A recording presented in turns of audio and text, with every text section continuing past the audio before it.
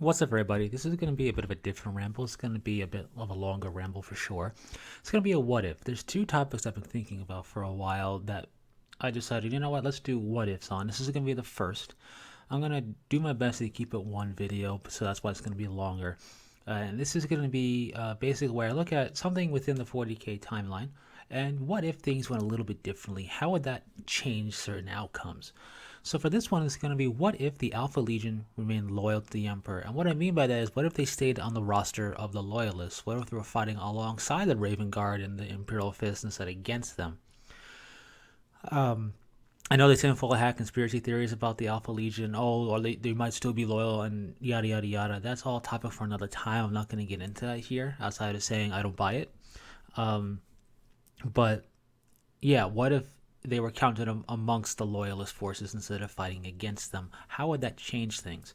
And we have to understand a couple of things about the Alpha Legion. The Alpha Legion is built upon a bunch of lies, half truths, and partial facts. It is a secret legion, basically a ghost legion.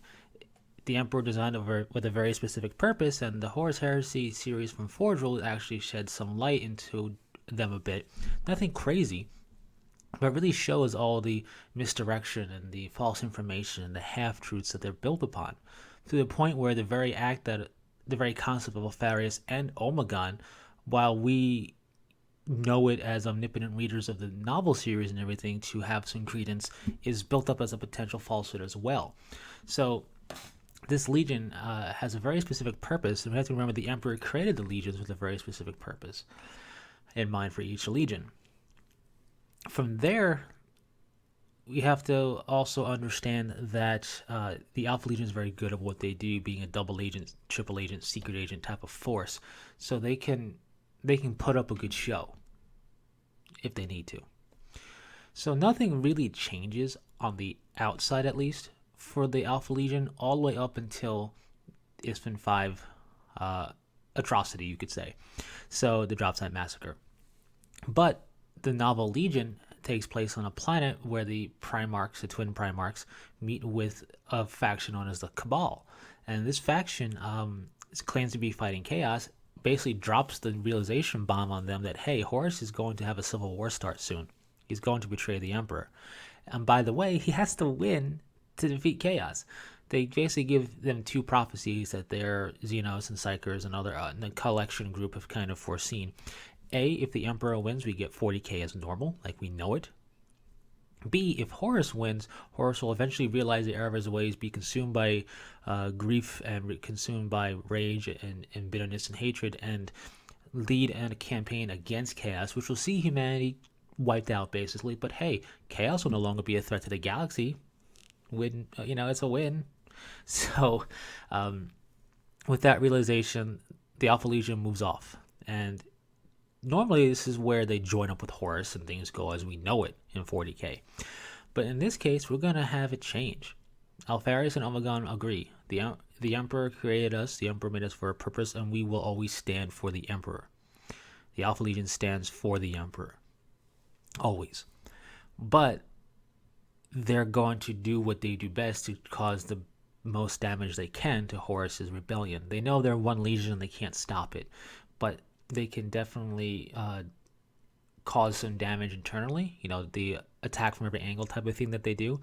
And they can go ahead and gather information for when their time to strike is ripe. They can do so and then give the loyalists a good insight to what's going on to help prepare things. This means they're not going to try and warn the Emperor early. They simply can't. Their relation to the Terra versus where they are now, the time remaining theoretically until Horus betrays everything, the delicate situation that they're in, they really can't afford to try and make contact. If anything arouses suspicion, the jig is up and they can be wiped out or they can really lose their effectiveness. So things progress as normal. This leads all the way to the Drop Site Massacre. So the Loyalist forces, remember the Raven Guard, the Salamanders, and the Iron Hands, they still are the vanguard force, the first strike force to hit Isstvan V, and they still believe the 4 legions coming in the second wave are all loyalists. At this time, it is only thought that Sons of Horus, Emperor's Children, World Leaders, and Death Guard are traitors. It is not known that the entire second wave is full of traitors. So, thus, they proceed as normal. But the ace in their hole, unbeknownst to them, is that the Alpha Legion is loyal. But they're just triple agenting it up here. So, in doing what they do best, they're able to get into really key positions with their fleet. And, key for what's to come later, unbeknownst to Horus. I'm not going to talk too much about fleet stuff. Just, presume it's going to have a similar feel as what I talk about on the ground. But the landing zones. Forge World gave us a map in their Horus Heresy book series of the landing zone for the Dropsite Massacre. It shows the 3 loyalist forces attacking Horus's line and those 4 legions up there. And then the other 4 legions basically form a ring of drop zones around the loyalist forces. Again, nothing to be concerned about. They were meant to be a second wave. The first wave was kind of like a beachhead vanguard stopgate style of force to do the attack, keep them busy, while the second wave is able to unload really heavy support and a lot of reinforcements to push forward and crush. So they have nothing to worry about being surrounded, quote unquote, because they're not being surrounded in their eyes. They are having loyalists behind them. Of course, Horus knows they're actually being surrounded because they're all loyal to him, or so he thinks in this what if. So the drop zones proceed as normal, with the Alpha Legion basically being smack dab in the middle, if you will, and having the Salamanders being the loyalist force right in front of them, which is a silver lining for the Salamanders in this what if, because they're not traitors in this case. This is going to be a loyalist avenue, very good for Salamanders. We'll get to that a little bit later. So this does put the Alpha Legion in between both the Wordbearers Legion and the Night Lords Legion, which is actually kind of important. So they're getting into position, and they knew coming into this that this is when they're going to have to reveal themselves. It's the opening stage of the heresy proper, but it's also the most important crucial stage. And they've gotten what they can information-wise. They've done what they can saboteur-wise to be enacted later. They've done everything they could without being caught. Now is the time to reveal themselves and get those loyalists off planet is their primary mission objective.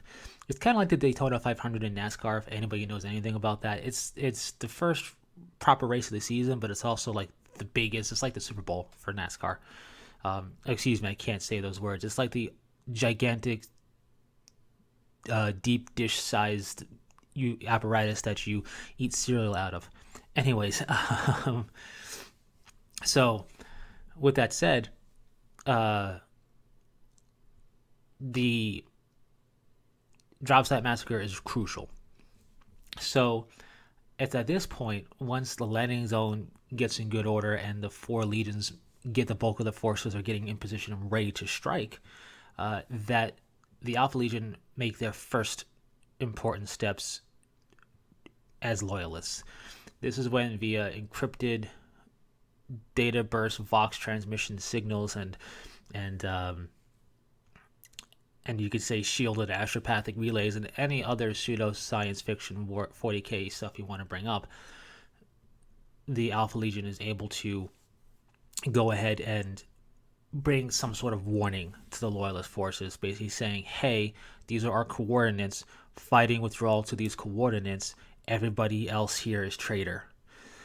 And given that they're actively fighting against Horus, the Emperor's most beloved son, and his Primarch, and his legion, and Horus being both Primarch and War Master, and they're fighting against him, this revelation that there are more traitors isn't exactly too far-fetched. In fact, it probably was in the back of some Primarchs and High Command's minds as a thing they don't want to be true, but they have to be careful about, but, we have to go with it.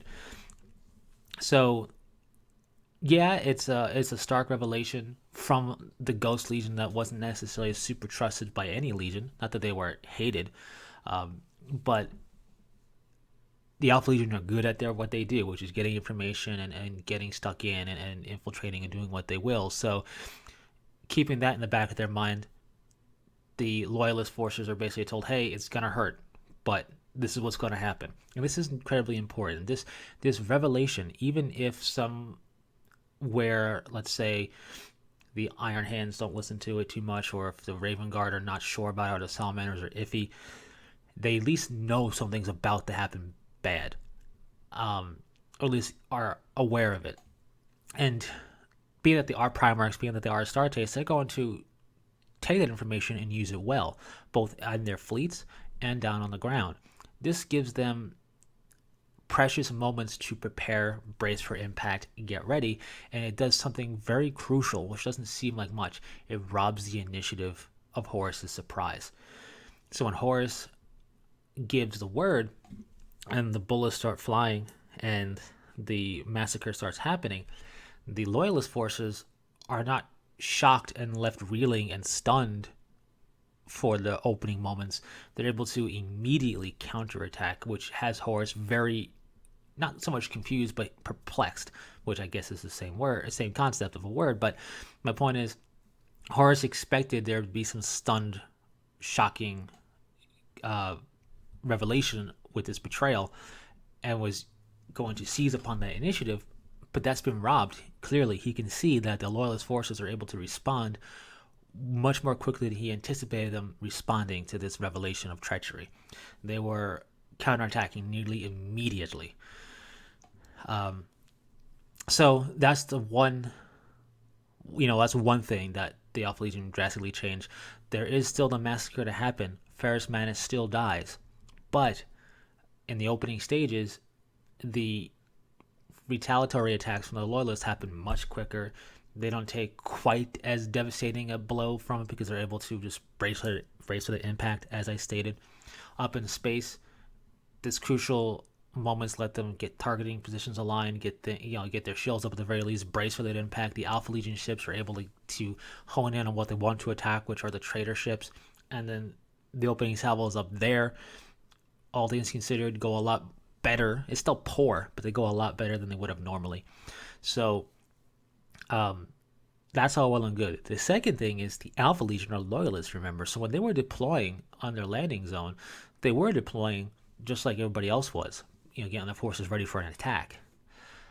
But they positioned them in such a way to have their headhunter squads and their heavy weapon fire and everything be more towards the flanks a little bit. Not pointing at the Night Lords or the Word Bearers' flanks, but put in such a position for such a field of fire overview that they could easily turn and fire at key targets that they have already, locked in for themselves. Headhunters trying to take any command, apothecaries, heavy weapon guys, anything that they view as a high threat, prioritizing things like apothecaries and command that they can get to and see easily enough, and then just killing things in general. Heavy weapon fire targeting the heaviest of machinery and heavy weapon emplacements and supplies, and not right away, but being able to quickly swivel the turrets or swivel position and just open fire.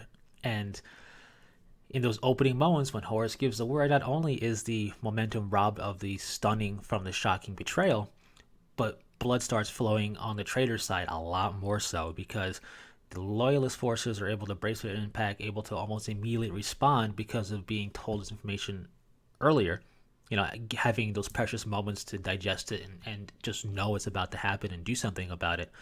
And then the Alpha Legion lends their weight of fire by tearing into the flanks pretty mightily of the Word Bearers and of the Night Lords legions. Doing a good deal of damage. Doesn't wipe them out. Remember, the Word Bearers are the second largest legion, and the Night Lords are not slouches, but they weren't expecting it. So that stunned, shocking realization is the Alpha Legions, and that lets them take out apothecaries, heavy weapon emplacements, supplies, some command structure as well. It lets them actually rattle the cages. As a result, they have this momentum in their favor, and the Salamanders are able to capitalize on this. Being the closest to the Alpha Legion's line, they're able to do a fighting withdrawal relatively easily into the Alpha Legion's,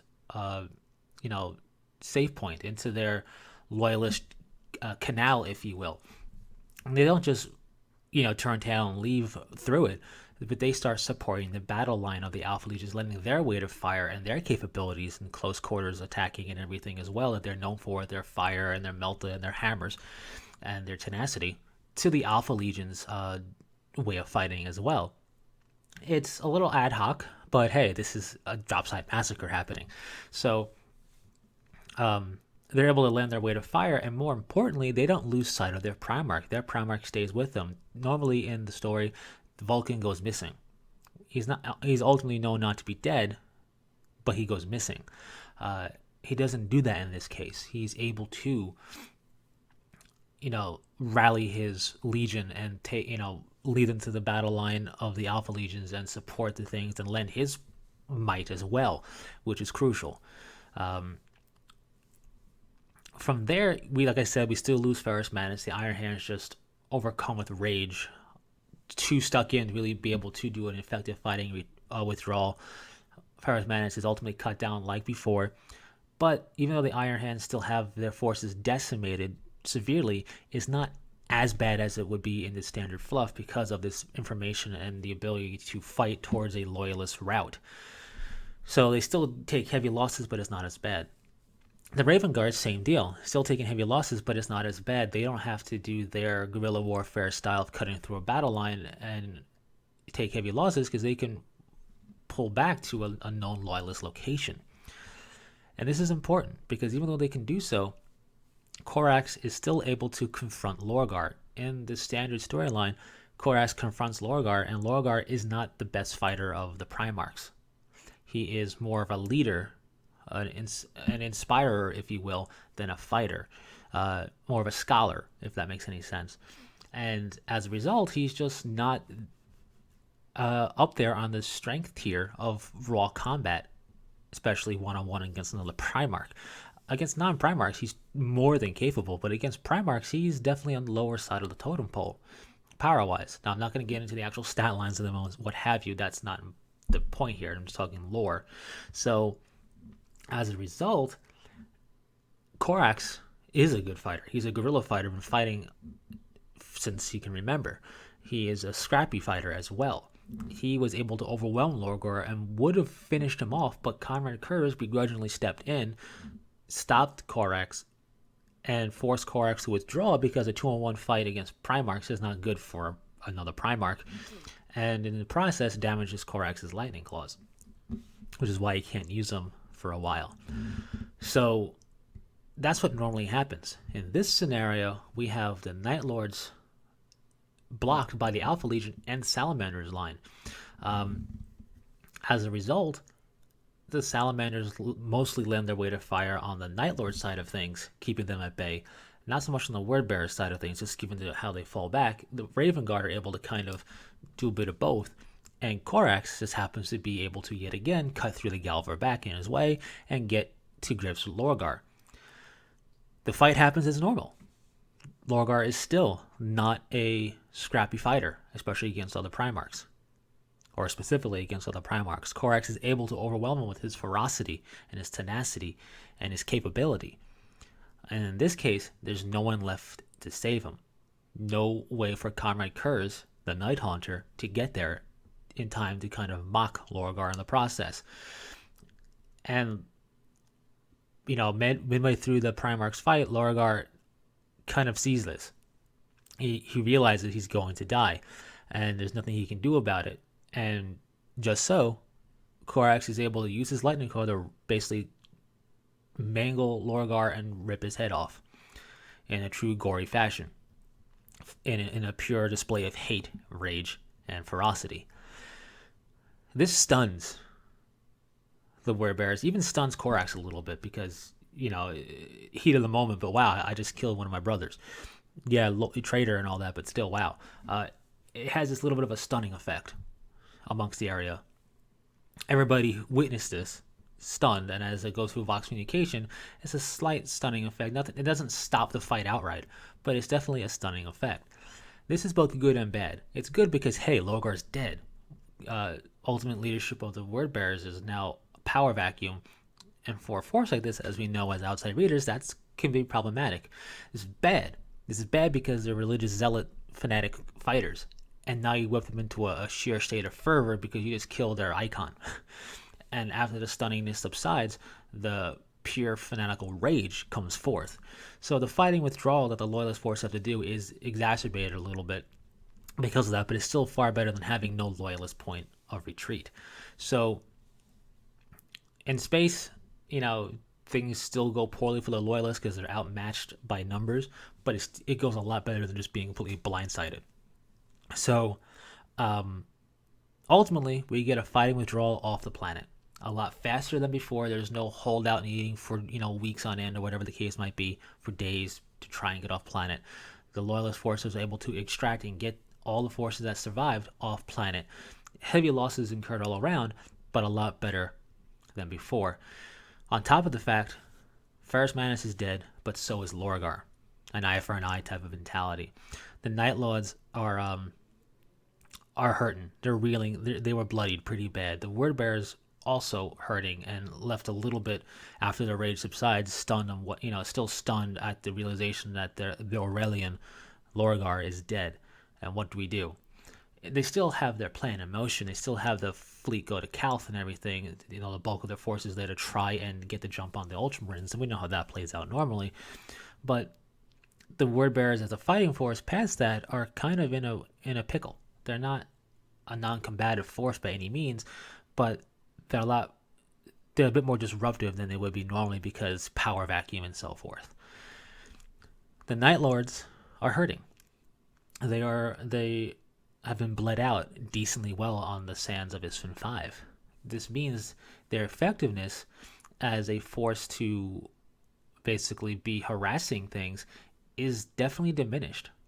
From fleet assets lost to ground assets lost, they are not necessarily on the ropes facing oblivion, but given how the Dark Angels were able to shatter that legion before, should they be put on that task, and if we have things play out like it would be, as if Horus is still going to try and push forward, if things play out like that, the Dark Angels are going to have that much easier of a time shattering the Night Lord's Legion, which means they could be making haste to Terra a lot faster. So, in that regard, the immediate synopsis of what happens post Isstvan V is Vulcan still lives, confirmed for their legion, and is able to help their legion rebuild, and just make that legion locked in a lot better instead of having a little bit of despair possibility. The Iron Hands with a bit more numbers still have that rage and grief.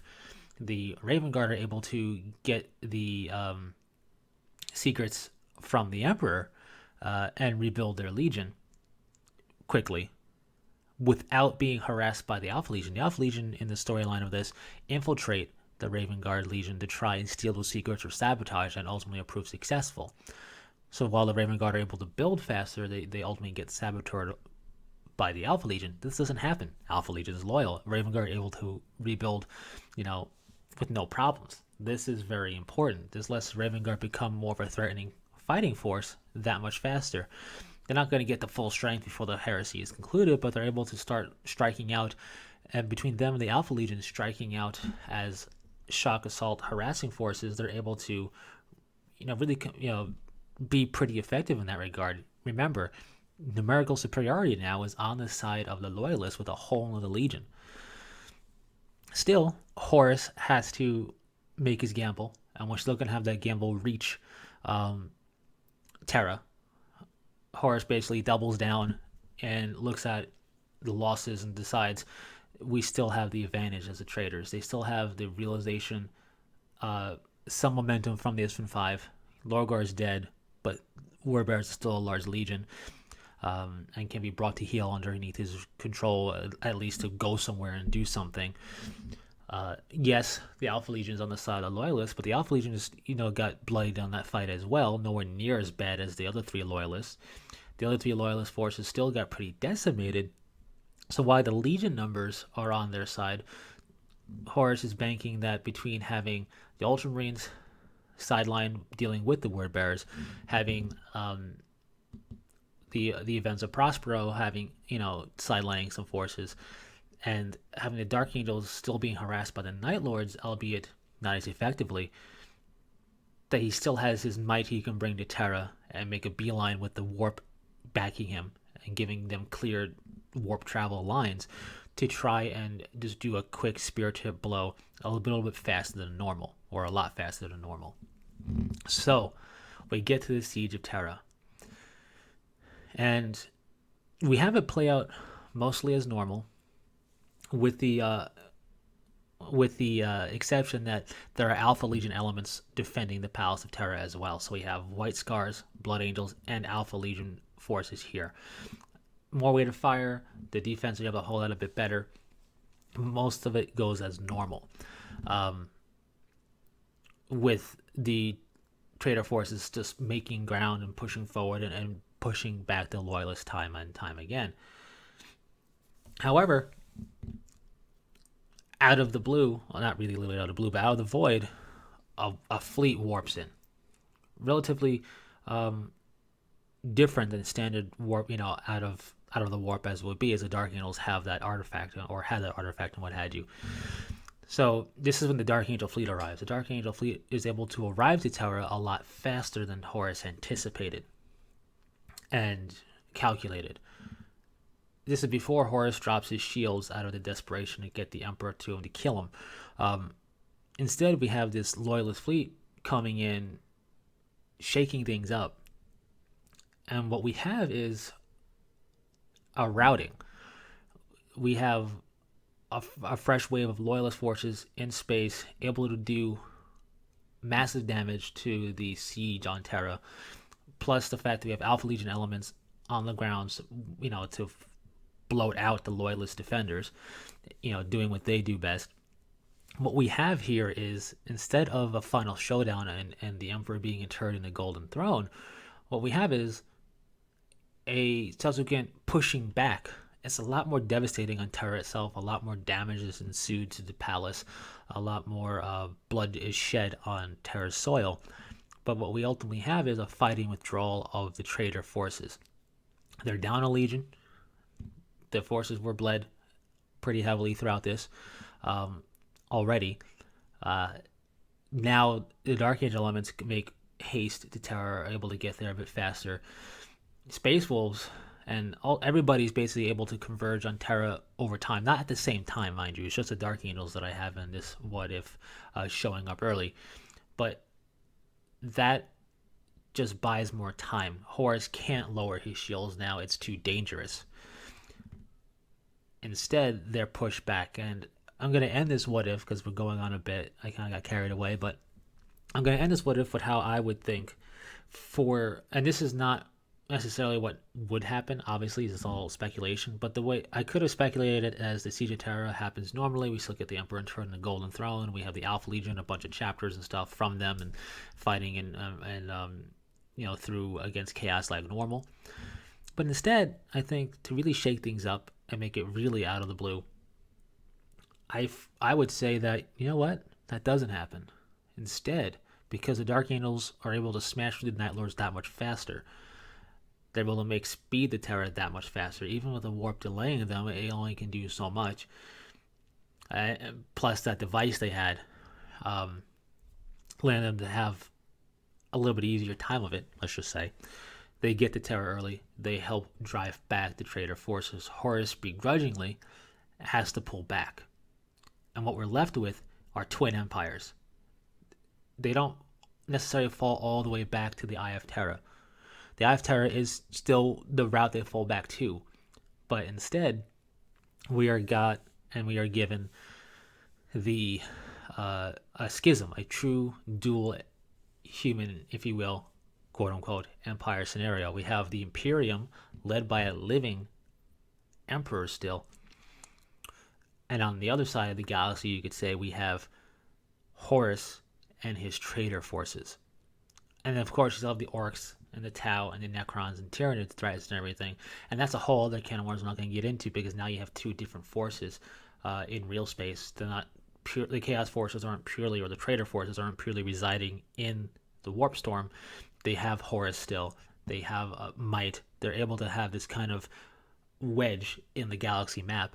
And we have living Emperor, living Horus, legions on both sides, and everything play out in 40k as we know it. Only, legionary forces, the Alpha Legion, the Emperor, and so forth, going down. So I'm not going to talk about Caliban or anything else. That's basically what I would say. What if the Alpha Legion remained loyal? It doesn't mean that the Imperium won the day. It means that the technically Horus Heresy is ongoing for 10 millennia.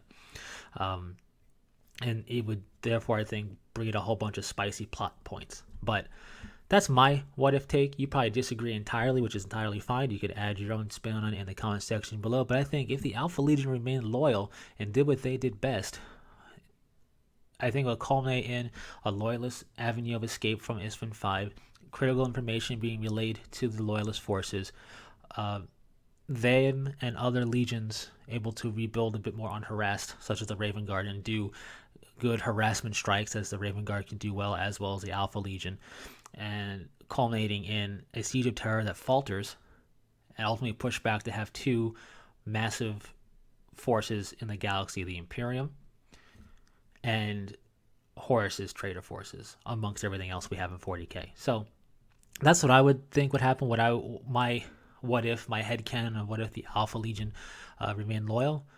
Agree, disagree, give your own thoughts in the comment section. Thanks very much for sticking through this long one. As I mentioned, it was going to be long, but I didn't want to break it up into parts. The next one I'm going to do is another topic in my head that I've been thinking of for a while, which is what if there were no fallen dark angels? And that's where I'll leave that. Anyways, thanks very much for sticking through it, and until next time, take it easy.